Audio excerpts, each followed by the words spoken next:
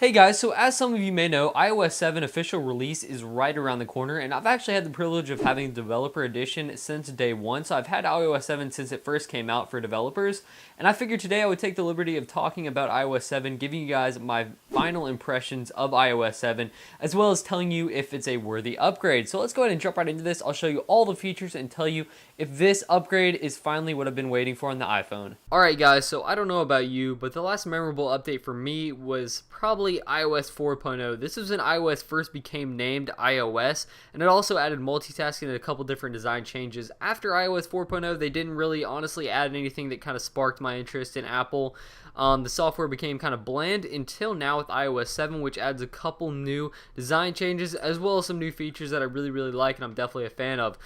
So stick around and I will show you guys some of my favorite new features as well as some of the design changes that are implemented when iOS 7 is released. If you want a full list of the updates that have been added to iOS 7, I will include a link in the description below as well as a couple different pointers to let you guys know some of the features that I may not have included in this or ones that I didn't find as important. Alright, so let's start off by taking a look at the lock screen of iOS 7. You can see that they made it a lot more clean. You don't have a slide to unlock button anymore. You pretty much just slide the whole screen. I like this a lot better. It's a lot similar to Android, but I still think that it's kind of unique and I definitely like it. It looks a lot cleaner and more professional than the previous version. Alright, so new feature wise, let's start from least important to most important in my personal opinion. We'll start off with the camera. The camera did get a redesign and it's actually a lot better than before. You're able to more easily access your videos and photos and swap in between those. All you have to do is swipe from left to right and you can access videos, photos, and your different types of photos.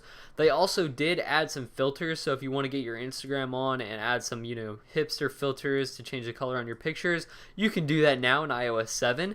You don't even have to go to Instagram. You can just do it right from the photo app, which is really nice if you're, that kind of person that wants to take all those weird colored pictures and post them to your social networks. That's not me, but you can if you want to.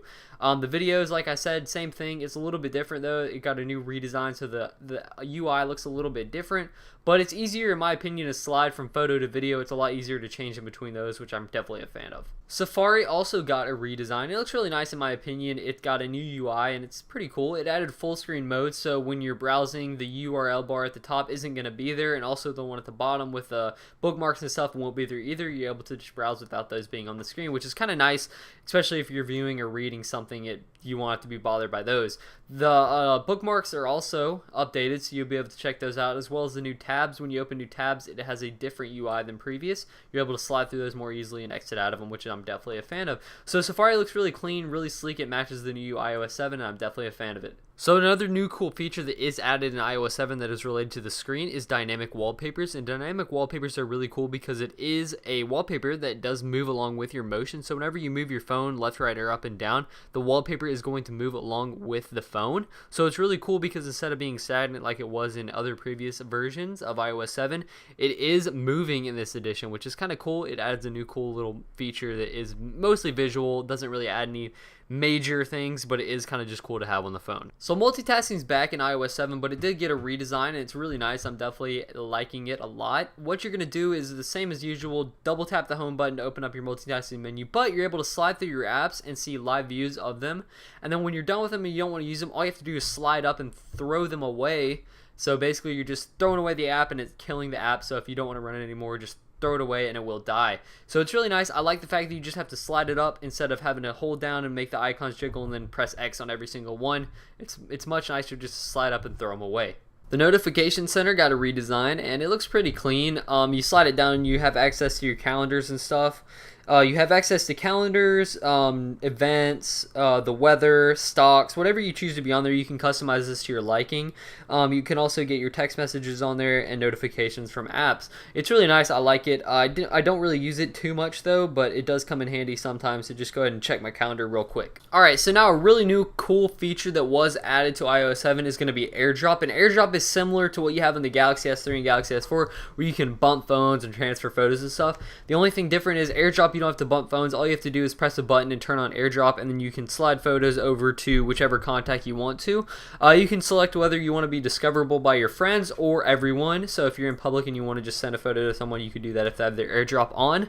But it's kind of cool just because you can send photos and stuff and contacts to people without having to like text it to them, which is really nice. So one of the coolest new things on iOS 7 is definitely Control Center. They finally added this. I've been waiting for this forever. It's going to take the place of SB settings, and really the only reason that I ever jailbroke my my phone was to get SB settings. Control Center. Control Center allows you to change your brightness, your volume. You can turn Wi-Fi on and off and Bluetooth stuff right from your home screen. It has a lot of different options to choose from. So let me read off all the things you're able to do. You're able to turn on airplane mode, turn Wi-Fi on, turn Bluetooth on, turn your phone in sleep, turn the lock ratio on and off, change your brightness, skip songs, play, pause, turn your volume up and down, have a flashlight, open up the compass, open up the calculator, and open up your camera right from the home screen. It's really, really nice. SB Settings, which is a jailbroken app, was the only reason I ever jailbroke my phone, and that was so I could change my brightness from the home screen. They finally added this. I'm a huge fan of this. I've been waiting for this forever, and I'm so glad they added this. It's so nice. It's definitely an amazing feature that it got added. Now, the final feature that I feel is really important on iOS 7, and probably my favorite, is going to be iTunes Radio. So iTunes Radio is very similar to Pandora in the fact that you're going to create a radio station featuring your favorite artist or genre, and it will pick random songs for you to listen to based on that genre or artist, so it will play similar songs.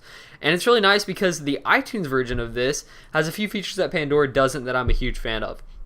First of all, you're able to actually buy the song right there. So if you like a song that you haven't heard and you want to just buy it, you can click right on the upper right hand corner and buy the song directly from the app, which is really nice. Also, you get a complete history of the songs that you've listened to, so if you want to go back and buy a song that you've heard previously that you forgot the name to, you can go back and do that easily as well. You're able to add unlimited radio stations, but it does have Pandora features where you're only able to skip a certain amount of songs.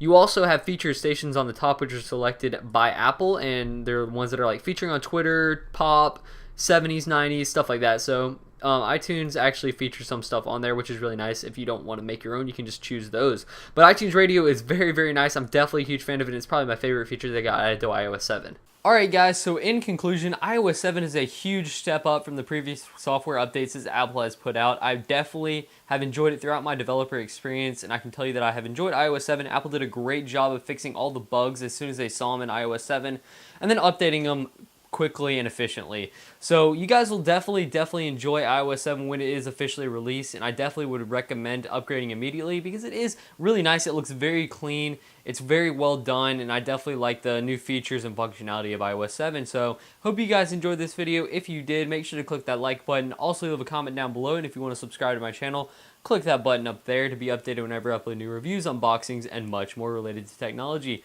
But I do appreciate your viewership. Thank you for watching, and I will catch you guys in my next video. See ya.